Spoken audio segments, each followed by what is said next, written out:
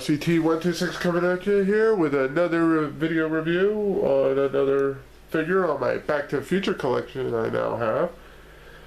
And this one is on Tales from Space Marty, aka Hazmat Suit Marty. As you see, it comes in the packaging with the comic book The Kid. When he arrived in 1955, he showed a comet that showed like, supposed to look like the DeLorean, like a spaceship and all, and then Marty comes out. On the back, you get like profiles of the figure within, as well as other figures, the other figures you can get in this line, which all these I have right now. And if you open it up, it contains a figure within with its accessories, which we'll get into. Another puzzle picture. And if you notice, I don't know if you noticed, but it's a little banged up. That happened during the shipping, but that doesn't matter to me because I'll be opening this up anyway. So, speaking of which, let's open this up and take a look at it, huh? Well, here he is out of the packaging. Let's talk about, like, I mean, the face sculpt is not 100% like Michael J. Fox, but at least it's a good likeness, you know? See, he has all the wrinkles, as if he was, like, in the hazmat suit and all that. And this visor does come down, which is for the good thing for the pieces, which we'll get into in a moment. Raise it up again. Now the helmet does not come off. Here. But he does come with a removal hat. Now, I want to say this right now. I'm sorry, but I'm not going to risk changing the heads, just so I can show you what he looks like with the other head. If you want to do that, you can look at other videos that does this review too. Because I watched a video about this review just before I got the figure, you know, on another channel, and they said you got to be careful taking it off because this could probably break off if you're not careful, and I'm not risking that. In some of my past videos involving moving heads and all that, you saw I had some problems. Now luckily I had them fixed, but I don't want to like risk it all the time, especially I heard like NECA figures is not 100% like guaranteed not to break. It is possible to break if you do things wrong, so you're not careful, so I'm not going to risk that. But anyway, as you see, the head is pretty much the same. The surprise look. Now he does have like, now I noticed on the packaging there was a saying that Interrude will change head and arms, hands and all that, but one of the accessories does not include hands. However, I heard about an accessory kit that does have like some hands, like a Vulcan thing. Hopefully someday I can get myself hands on that, but for now, let's talk about this figure. Articulation though, he does turn his head left and right. Does have an arm up and down, elbow joint. Can twist the hands around like that. No waist articulation. Can spread his legs out. A little bit up and down, just a little bit. I think it's probably the detail with the pants, so you can't really do much. Does move a little bit on the elbow, but I don't want to put too much pressure. That's how these things break easily. It does have swivel in the foot, so that's good for poses stability. Now let's talk about the accessories for a minute. First, let's talk, other than that head, it also gets like this Walkman. The one he uses to wake up George McFly.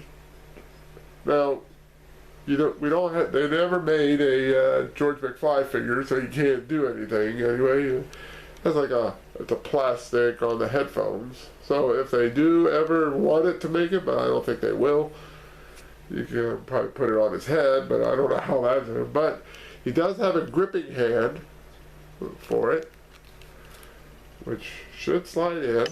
Oop. That's the trouble when you do these videos. You can always, here, let me just put it in. See, does have a grip on it with his hand, but I'm not going to display him with that. However, I think I will display him with this, with the hair dryer. One that he uses to, when he was pretending to be Darth Vader for the planet Vulcan. Also. Now they did, one detail they did not put on this hair dryer was a red spot to be like for glowing, like it was in the, actually they only showed it on a deleted scene, but anyway, his other hand here has a good grip for that. Now I'll probably pose him holding it, as you see. However, if you want it to, you can try to get it in. They do have this belt. I'll probably use it to put the cord to hang from. I'll probably do that. But you could like manage to get I don't want to put too much pressure into it. But you can tuck it in. You could. It takes a lot of work, but I'm not going to do that. I'll probably put the cord through it just to keep it from falling out and all. Now, here's the fun part here with the figure is assembling. He doesn't have like a helmet, full helmet. Let me talk about this one first. This is like his helmet, but you can't. It doesn't go on him. What it's supposed to be is he's supposed to clip it onto his hand, so it's like able to hold it in his hand. But I'm not going to display it with that. I mean, that's supposed to work well with the helmetless head that I showed you. It looked pretty weird to have it with him. But anyway, let me show you one type because I'm going to display it a different way. So if you put like the helmet like this, as you see there's grooves in there. It's supposed to fit perfectly right over it.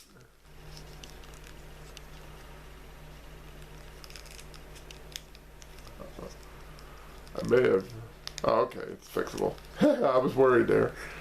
It's supposed to line up there into the groove, and then you would put like this part into the groove here.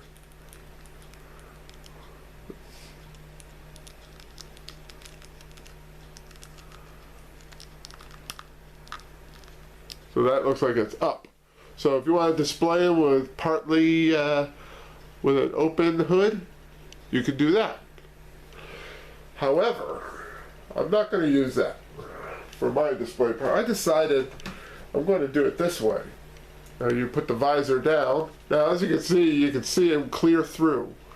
Even though in the movie you never really could see his face when he has that on him. But when you have that in, you can just cover this around. Then the top half should be able to tuck in right in between the visor, like so, see? And then it has another part, which goes under the same thing as like that other thing I showed you. Tuck right in there. And now you got a full Hazmat Marty suit. Perfect for it.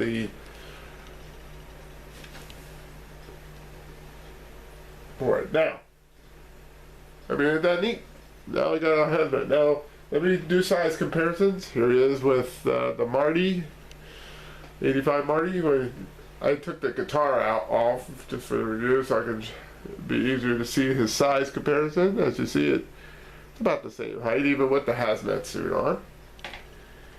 Here he is with Biff, still taller than Marty. And I decided to show you with this hazmat doc.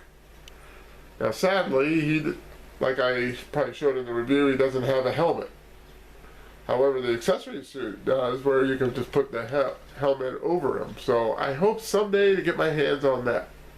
And at least it will work out for Marty. We'll wait and see if time goes by and if I can ever get my hands on that. But for right now, I have to do with this. I'm very impressed with this figure. And I'm only one more figure away to finally get all these NECA figures. Which, it's Griff I'm trying to get at this point. And he's hard to find. I'm hoping someday to get my hands on one. And when he does, there'll be a review on it. So until then, this is RCT126 signing off.